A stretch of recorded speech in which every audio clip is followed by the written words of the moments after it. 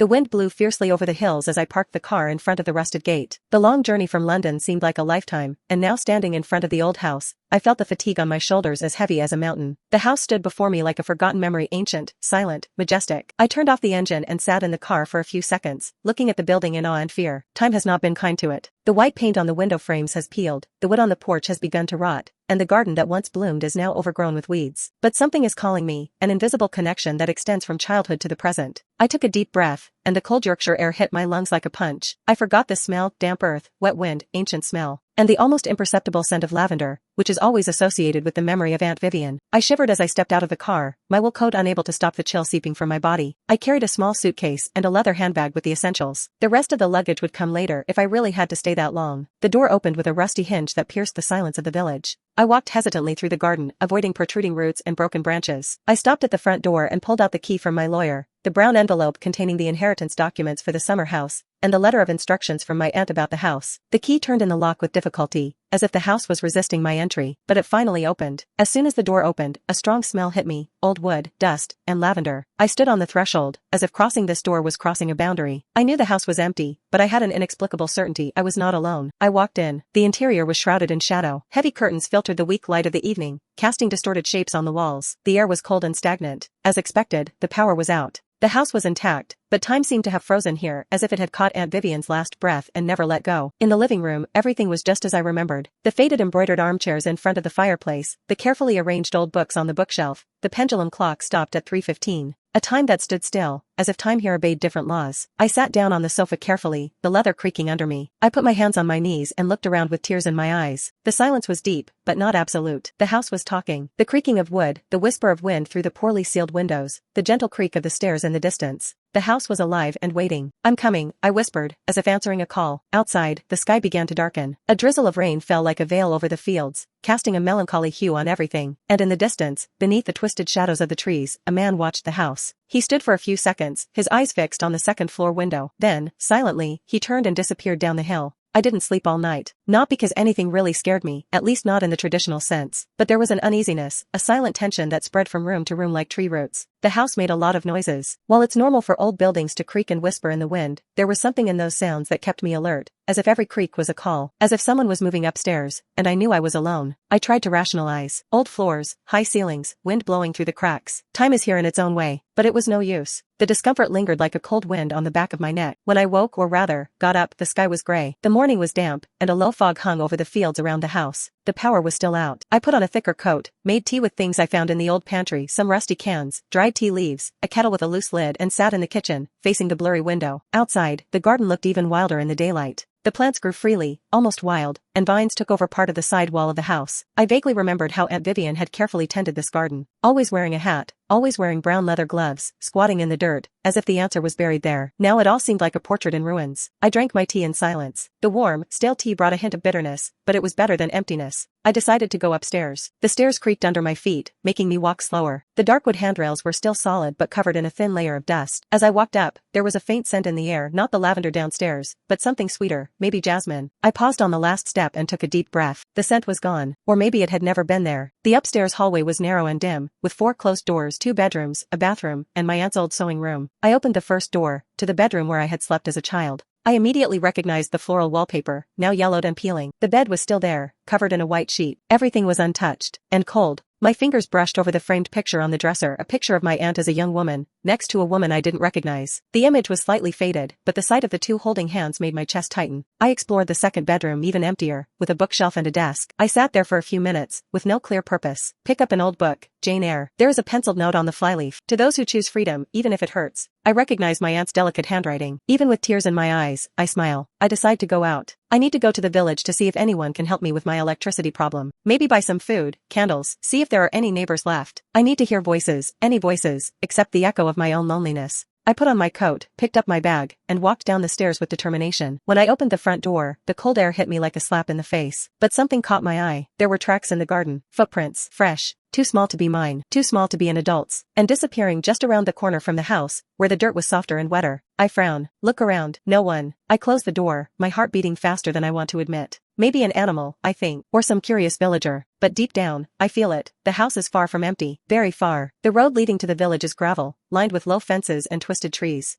I walk quickly, hands in my coat pockets, eyes fixed straight ahead. The cold inland wind stings my skin, but I prefer that to the heavy silence in the house. I try to brush aside the uneasiness of the footprints in the garden. Maybe a child is playing, I tell myself, or even an animal. But something unsettles me, not just the footprints themselves, but the way they seem to be part of something bigger, as if the house is trying to communicate or warn. I shake my head. I'm tired, still fragile. My mind can create ghosts where there are only echoes. The fog has begun to lift when I reach the main square. It's a small, picturesque village with gray stone buildings, colorful doors, and plain windows. A small supermarket, a flower shop, a bar with a dark facade and thick curtains on the windows. A place where everyone knows everyone and, most likely, already knows I'm back. I feel the looks, even before I'm aware of them. At the supermarket entrance, two women lean over a makeshift counter made of apple crates and chat. As I pass, the conversation stops. One of them manages a smile. The other just watches, her eyes full of curiosity. Inside the store, an old bell chimes sharply, and the clerk, a short, thinning-haired man, looks up and recognizes me immediately. Are you, Eleanor? I nod, forcing a smile. Yes, Eleanor Hartwood. I'm Miss Vivian's niece. Of course. Of course. He wipes his hands on a dirty rag and approaches the counter. We heard about her passing. My condolences. She was a quiet, but decent woman. I nod in thanks, though I don't know how to respond to this. Are you staying at her house? Yes. Actually, I inherited the house. He blinked, surprised. You're living there? For now, I'm just staying for a while. I need to rest and think. I paused, but I don't have electricity. I don't know if it's been cut off due to long-term disuse, or,